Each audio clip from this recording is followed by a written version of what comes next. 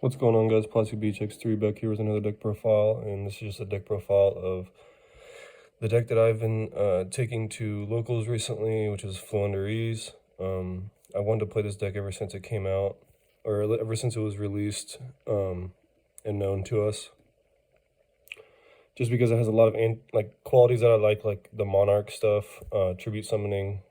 For those of you who don't know, my only regional top 8 was with Extra Deck Monarchs in like 2016, so I like those types of decks. And this deck, I wanted to play it because it counters a lot of the meta. I had this deck on release, like literally the Sunday after the sneak peek. I had the entire deck built, and I've been playing it ever since then. I just didn't want to make a video about it until I had something substantive to give to the Floowandereeze community, and in terms of deck building or discussion, because a lot of the builds have been very, very similar in how they are built, and I just wanted, and so was mine, but I've made a lot of changes, and while they're not the biggest of changes, they're still substantive changes, and there's a lot of discussion points I'd like to talk about for any Floowandereeze enthusiasts that want to pick up the deck.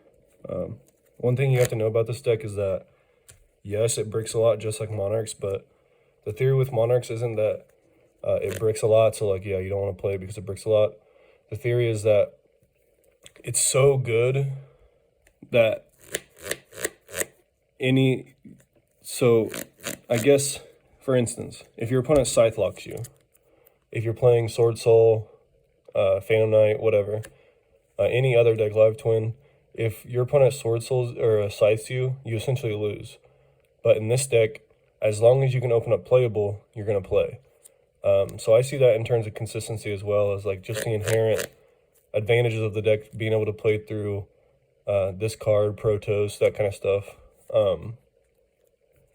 It allows it to play when other decks wouldn't be able to play, and I guess that factors into how consistent it is. Because there is deck consistency of just playing test hands and oh, I don't put unplayable. But if this was any other deck, if I'm going second against Sword Soul and I summon Protoss with a light, it's also playable. The classic camera fall. Hold on. But I guess enough talking and theorizing about just the very features of the deck and into the profile. Okay, so before we go in, I have played this deck at multiple locals over the past month or so, and I think I've got at least 4th place in every single one of them within the past month. I got first once, and I can show you what I won from that in a little bit. But a lot of the games have been my fault. There was one time where I could have got first in the finals, but instead I just didn't summon Eaglin and attack directly whenever he was down to 200 life points.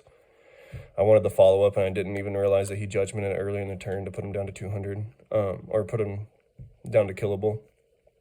So just dumb mistakes on my part is mostly what it is.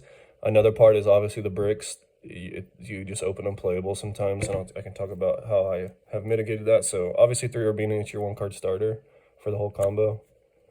3 Eaglin because it's the next best one to open with map, besides Urbina.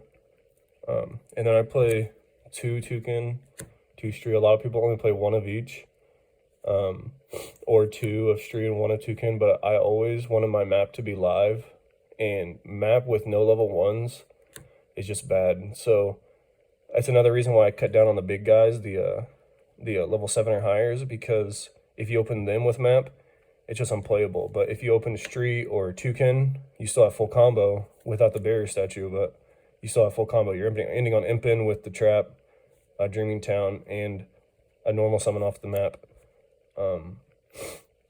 Plus, the combination of Stree and Toucan is so easy to get to turn 3 with Rabina, cycling Rabina on your turn and your opponent's turn, that if they out the Impin, it just doesn't matter, because you can normal summon Stree, banish the Impin, Toucan add it back, or same thing with Toucan is just so good for recycling and keeping in the game, because you only play a bunch of 1-ofs that Toucan lets you recycle.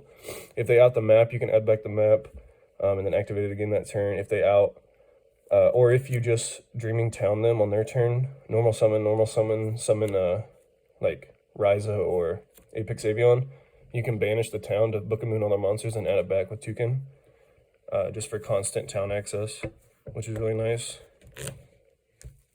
So those are the little ones, and I chose to only play 3 big ones. 1 Impin, 1 Ryza, and 1 Avion.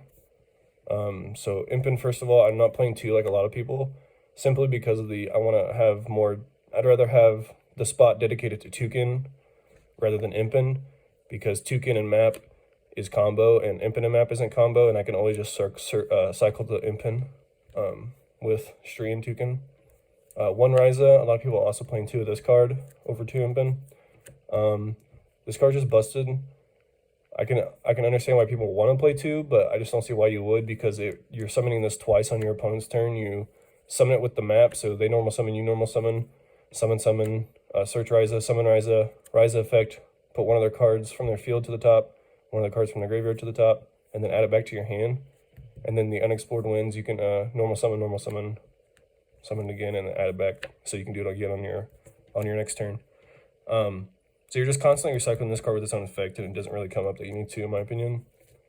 And you just don't want to play more big guys because you're going to break on them. So that's why I'm only playing 3. And then Apex Avion over Snell. I was playing Snell for a little bit, but Apex Avion is just so good. If they just say into main, they don't do anything, they just say into main phase, you go, oh, okay, so they're going to evenly match me. I'll just put up an Avion, trade 1 for 1 with the evenly. They don't get their battle phase, so I'm happy with it. And you can only do that with Avion, essentially. It's just so much better than Snell. Even though Snell is good for trying to OTK, and I see a lot of merit of it with like playing Book of Eclipse and stuff in your deck. But I think Avion is just better for like the cards that you're gonna definitely see in the meta. And then the one of Barrier Statue open this all the time, but whatever. Essentially, Robina and Eaglin, Robina and Map, or Eaglin and Map is Impin, Statue, and unexplored wins. So it's kind of broken. They have to out the statue. And usually they're if they have like an imperm, they're wanting to use it on Impin because they have to out Impin and statue. So they want to waste the imperm. They want to put the imperm on Impin, and then to get around this, they have to normal summon and crash over. So they normal summon, but then you can just map. You can just map normal summon Ryza. Their normal summon back to their deck, and now they just wasted an imperm on Impin, and still haven't out of the statue. And then for the spells, for like the Floowandereeze spells, 3 Map is the best card in the deck by far. A Terraforming to search it. Unexplored Winds, which is nuts. Just for like searching or banishing off the map and adding back with Toucan. Because the map can banish any Floowandereeze card. This card outs Tikaboo, it outs Rivalry, I guess if someone's playing Rivalry against you, it outs Massacre Restrict. That's why no one is playing Massacre Restrict right now, because this card, since it doesn't technically tribute cards, it sends. It gets around Massacre Restrict. The only card that doesn't out, Floodgate-wise, with this deck is Zombie World, because Zombie World lets you only tribute summon zombie monsters. So, and since you have to tribute a Winged Beast with this, or you're going to be tributing a Winged Beast for this, like, it's just not an out. And then Dreaming Town is nuts. It's what you end on. And you can recycle it by using its own effect and adding it back with Toucan. And then for consistency cards, because this deck does break a lot. It's nice because this deck can play 3 Pot of Prosperity and 3 Pot of Duality and activate them both. You're always gonna have targets for this because you don't use any of your extra deck. And you have 15 cards. And then this, you literally are never normal summoning. You're never some special summoning. I haven't special summoned yet while playing this deck, to be honest. And then I was playing for like combo enablers, combo extenders. I was playing 3 Crossout in a called by, but now I'm playing 3 Book of Moon in a called by. I really wanted to cut out like the little hand traps, Effect Veiler, Ash Blossom, the low impact ones that don't do a lot. Just by themselves, and just because this deck is inherently inconsistent, you can't afford those cards to not be high impactful. So I want to cut those out, and then that goes with cutting Crossout because I won't have any Crossout targets. I just thought Book of Moon was the next best option because you can dodge Imperm and Veiler, and you can also dodge, or you can also just like book one of their monsters going second, so it's super versatile. I've booked multiple Zeuses going second. He just like sets up like a 4-mat Zeus, you just book a Moon it and play from there. The good thing about Crossout is it helps out a lot in the mirror match. I always tell my buddies that the mirror match is my favorite matchup in this deck because it takes a lot of skill and a lot of understanding what the cards do and how chain links work and how they resolve. How like immediately summon after effects resolve and stuff. So you can pretty much outsmart your opponent just by knowing the game mechanics more than they do in the mirror match of this deck. So I like that a lot. Well, something that helps out with their mirror match is cross out, because you can cross out like your own Urbina and then normal summon next turn and add it back, which is pretty nice. And then for like going second cards, like only 3 going second cards I've been playing is a D-Shifter, which is insane. It literally just stops turns. I mean, probably 75% of the time you open this card, your opponent is literally just gonna pass and not do anything. And then 3 Dark Ruler.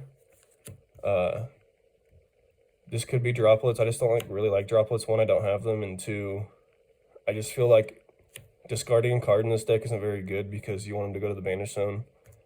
Dark Ruler is pretty good in the main though, just for a good going second card. And then for the last going second card, 9 of them.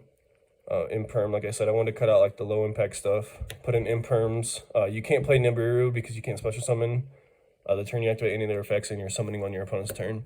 And then you also can't play Gamma because you also can't special summon or like the Kaijus or anything. So like this is probably the next best thing, Imperm. I mean, it's essentially just Chalice and Effect Veiler in 1 card, so I thought it would be the best to play. You know, it's pretty good. I always want Veiler in my hand, or Imperm. And then for the last card is just a Macrocosmos. I didn't know what else to play. Whenever I was playing Crossout in the other hand traps, I was playing a Small World. Because D-Shifter into Veiler into Rubina works. Ash into Veiler into Rubina works. A bunch of stuff. Any of the level 1s into Veiler into Rubina works. Which is pretty good. So, but I cut the Crossout, so I had to cut Small World. I like the Small World, but it is a -1, but so is Book of Moon, but whatever. So I just play Macro as just like a blowout card, I guess. I don't know what else to put in this spot. You could just like cut this 1 Toucan and 1 Stree for a 3 of something, but I feel like that's just better. I really want the normal summon monsters. Okay, and then for the extra deck, a lot of this is just Ghost Reaper targets, so it doesn't matter, but 1 Unicorn, which is possible to make, I guess. Chichao, Mechaba, and Nova. So this is a Ghost Reaper target against the Invoke deck if you like want to side that in, but I never do because they're just better cards to side in. But this is mainly for the Nova. I think everyone knows this. If they Dogmatic and Maximus you can send this and then summon Nova, and then to go along with that, Intus if you ever get Maximus. Shurig for Ghost Reaper target. If you're playing Punishment, you can also play this, send it off Punishment, and then add up to the level up to the number of banished ones you have, and you always have at least 1 banished. So you can add any of your starters, Rubina. But you can't Punishment under D-Shifter, so I think playing both of those in the deck is like really conflicting and limits your plays a lot, limits your ceiling. So I would just pick one, and I think D-Shifter's better because it is a literal turn skip. Enforcer for Reapers, Crystal Wing for Reapers, Fafnir, Access Code because you can like for Reaper and because you can make it. I didn't know what else to put. And then for cards that are purely, I guess you could Reaper Zeus, purely just for making, are these 3. You can make any of these Delier list cards, and then go into Zeus. I think this is only 14 cards, but I would play it Downward just for that. Even though I've literally never even attempted or even thought about going into a Zeus yet.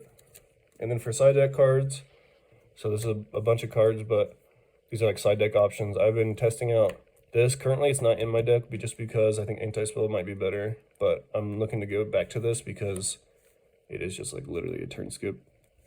The only problem is that you have to open up one of your birds, and your deck's already inconsistent enough. And then Anti-Spell is a really good card this format. Especially with like the S'more card, the Winged Beast S'more, the dark one. You can summon it, and then your opponent can't set anything. And if you have Anti-Spell up, like they can't set or activate any spell cards. And then Twin Twister and Harpy's Feather Duster for going for like back row decks. And also, I think Evenly Match is really good this format for back row decks. Oh, something to know about this deck is that if you have like a little bird, like a level 1 on field, and your opponent evenly matches you, since they say that whenever they leave the field, they get banished instead, they won't get banished face down by evenly. They'll actually get banished face up, so you can still use their effects later, the little ones. So I think that's pretty cool. And then for hand traps, Ghost Reaper and Droll. Droll's really good this format, like I've said multiple times on this channel. And then for like a cool card in my collection like I do in every video, and this time I'm going to do like a cool binder flip through of just a section of my binder, because I finally completed, don't look at this, is my number collections for a different day. I finally completed my, take this phone off here.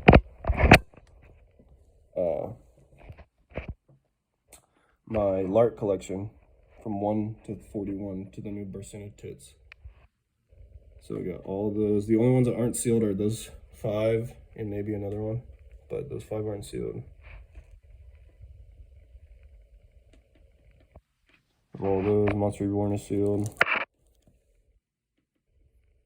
They're all in numbered order.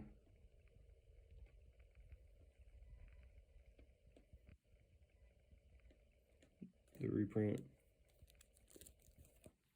And then the last 5.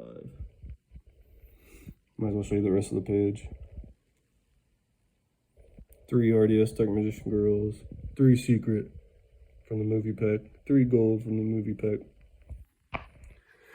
But yeah, there's all my Larks. Finally completed my Lark collection. Only had a couple missing for a long time. And thanks, shout out to Derek, my boy Derek, for finally getting me the Gustav Max and the Soldering.